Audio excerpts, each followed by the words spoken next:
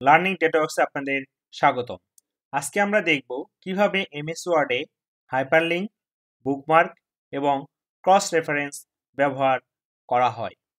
Hyperlink বলতে আমরা বুঝি ফাইল বা ওয়েব পেজের কোনো লিঙ্ক আমরা একটি জায়গায় রাখবো যেখানে ক্লিক করলে আমরা ওই ফাইলে বা কোনো ওয়েব পেজে খুব ইজিলি যেতে পারি।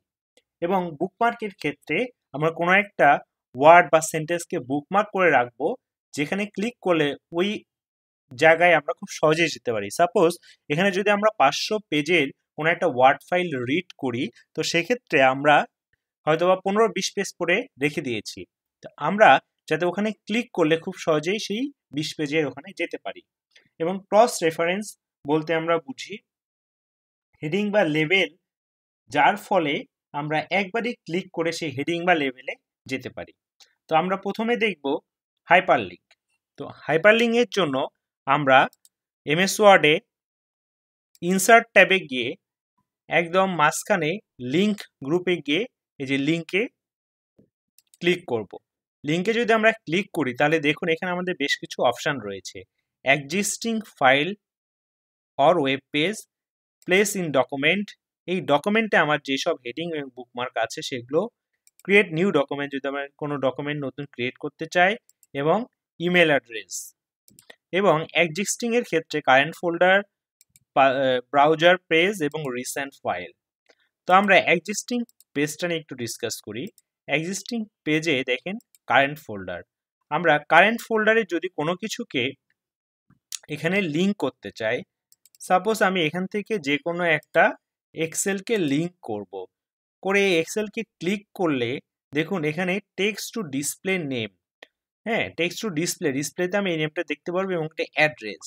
তো এটিতে ক্লিক করলাম, দেখেন আমার কিন্তু লিঙ্কটি চলে এসেছে। এখন যদি আমি এটাতে ক্লিক করি তাহলে কিন্তু আমার ওই এক্সেলে কিন্তু নিয়ে যাচ্ছে এই লিঙ্ক থেকে। এবং আমি যদি আবার লিঙ্কে ক্লিক করি, করে আবার যদি আমি এখান থেকে একটি ফাইল নেই, suppose filter function in file, এই ইন এক্সেল এটিকে নিলাম এবং টেক্সট টু ডিসপ্লেতে আমি নেমটা চেঞ্জ করে দেব। এখানে দিলাম সাপোজ ফিল্টার, দেখেন অ্যাড্রেস চলে এসেছে, ওকে দিলাম। এখন দেখুন এখানে শুধু কিন্তু ফিল্টার চলে এসেছে, এখানে কিন্তু আর এই নেমটি আসে নাই। তো শুধু এখানে ফিল্টার। তো আমি ফিল্টারে যদি ক্লিক করি তাহলে দেখুন আবার কিন্তু সেম ফাইলটি ওপেন হয়ে গিয়েছে। আবার যদি আমি এখানে জাস্ট ফাইল লিখি, ফাইল লিখে এটিকে যদি সিলেক্ট করে যদি আমি লিঙ্কে যাই, গিয়ে আবার যদি আমি কোনো চুজ করি কোনো ফাইল, সাপোজ লেন ফাংশন, ওকে দিলাম, তাহলে দেখুন আমার কিন্তু জাস্ট অ্যাড্রেসটা এসেছে। টেক্সট নেম কিন্তু অটো আমি যেটা লিখেছিলাম সেটাই চলে এসেছে। এখন যদি ফাইলে ক্লিক করি আমার কিন্তু সেম আগের ফাইলটা, লেনের ফাইলটা ওপেন হয়ে যাবে। এইভাবে জেনারেলি আমরা লিঙ্ক ব্যবহার করতে পারি। এবং ওয়েব পেজের ক্ষেত্রে দেখুন, এক্ষেত্রে আবার আমরা লিঙ্কে ক্লিক করলাম, লিঙ্কে ক্লিক করে আমরা ব্রাউজার পেজ নেব। তো ব্রাউজার পেজের ক্ষেত্রে আমরা যেই পেজটি নিতে চাচ্ছি সেই পেজের লিঙ্কটিকে কপি করব, বা এখানে আমাদের রিসেন্ট যেগুলোকে আমরা যে লিঙ্কগুলোতে ঢুকেছি সেগুলো এসেছে, দরকার নাই। আমরা দেখুন আমাদের যে ইউটিউব চ্যানেলটি রয়েছে, আমরা ইউটিউব চ্যানেলের যে লিঙ্ক সেটিকে কপি করলাম, সেটিকে কপি করে আমরা অ্যাড্রেসে দিলাম। এখন দেখুন অ্যাড্রেসে যেটি দিয়েছি সেটি কিন্তু টেক্সট টু ডিসপ্লেতে চলে এসেছে, ওকে দিলাম। দেখুন আমাদের ইউটিউবের লিঙ্কটি চলে যাবে। এখানে ক্লিক করলেই আমরা কিন্তু ইউটিউব লিঙ্কে খুব সহজেই চলে যাব। এই যে দেখুন জাস্ট ক্লিকে আমরা কিন্তু ইউটিউব লিঙ্কে চলে এসেছি। আবার সেম ভাবে লিঙ্কে ক্লিক করে আমরা অ্যাড্রেসে যে লিঙ্কটি দিলাম, এখানে যদি জাস্ট আমরা যদি ইউটিউব লিখি, লিখে দেখুন ওকে দিলে কিন্তু জাস্ট ইউটিউব দেখাবে, এখানে কিন্তু আর আমার লিঙ্কটি দেখাবে না। এখন এখানে ক্লিক করলে আবার আমরা ইউটিউবে চলে যেতে পারবো। তারপর যদি দেখেন রিসেন্ট ফাইল, আপনার রিসেন্ট যদি কোনো ফাইলকে যদি আপনি এখান থেকে চুজ করে রাখতে চান সেগুলো, এবং প্লেস ইন ডকুমেন্ট, এই ডকুমেন্টে আমাদের জেনারেলি তিনটা হেডিং রয়েছে, মাইক্রোসফট এক্সেল, ওয়ার্ড এবং পাওয়ার পয়েন্ট। সাপোজ আমরা যদি মাইক্রোসফট ওয়ার্ডকে যদি ক্লিক করি, প্লেস ইন ডকুমেন্ট মানে এই ডকুমেন্টে, এবং ওকে দিলাম, দেখুন মাইক্রোসফট ওয়ার্ড, এতে যদি ক্লিক করি তাহলে কিন্তু মাইক্রোসফট ওয়ার্ড কোথায় রয়েছে সে কিন্তু আমাকে নিয়ে চলে আসতেছে।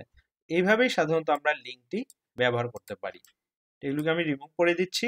নেক্সট আমরা দেখব বুকমার্ক।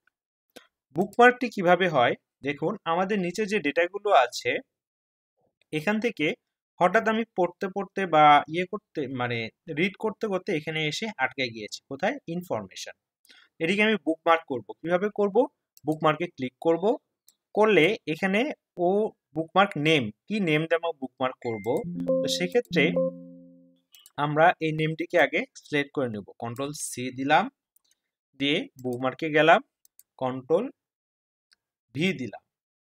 ভি দেওয়ার পর দেখুন এখানে দেখুন স্পেস দেওয়া আছে কি রিস আছে, তো RICH। এক্ষেত্রে কিন্তু অ্যাডটা ভিজিবল হচ্ছে না, কারণ বুকমার্কের ক্ষেত্রে আপনি এখানে স্পেস দিয়ে কোনো কিছু ভিজিবিলিটি পাবেন না।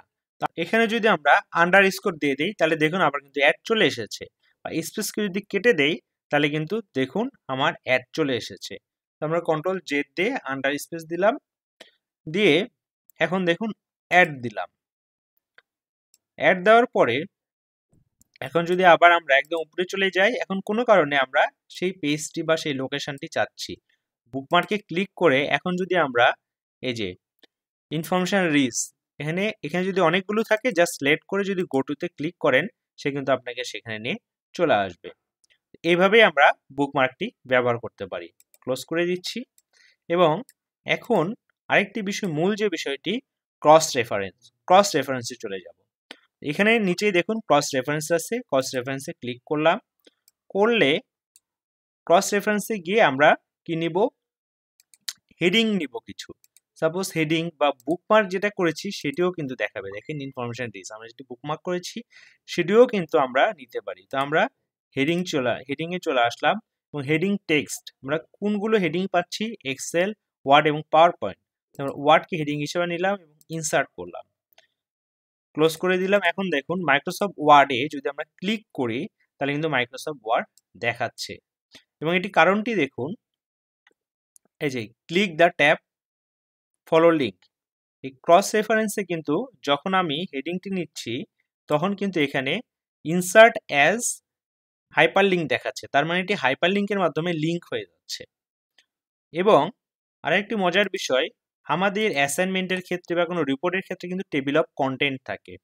তো আমরা যদি এই হেডিংগুলো টেবিল অফ কন্টেন্টে নেই তাহলে কি হয় দেখুন, এখান থেকে আমরা একটি টেবিল নিয়ে নিলাম, যেখানে দিলাম সিরিয়াল নাম্বার, তারপর হচ্ছে কন্টেন্ট, তারপর দিচ্ছি পেজ নাম্বার, ট্যাব প্রেস করলে আমরা নিচে আরেকটা পেয়ে যাব। এখন দেখুন এখানে আমাদের এই পেজে যে হেডিংগুলো আছে মাইক্রোসফট এক্সেল, মাইক্রোসফট ওয়ার্ড এবং পাওয়ার পয়েন্ট, এই হেডিংগুলো আমরা এখানে নিতে চাচ্ছি। কিভাবে নিব? এখানে ক্লিক করে আমরা ইনসার্টে গিয়ে ক্রস রেফারেন্সে ক্লিক করব। ক্রস রেফারেন্স ক্লিক করলে দেখুন আমাদেরকে তিনটা হেডিং দেখাচ্ছে।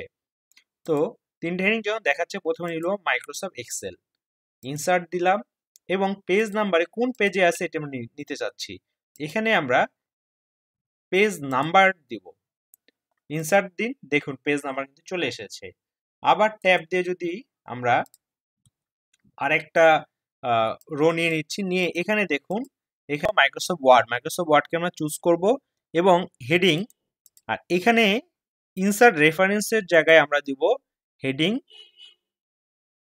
টেক্সট, পেজ নাম্বার দিব না, ইনসার্ট।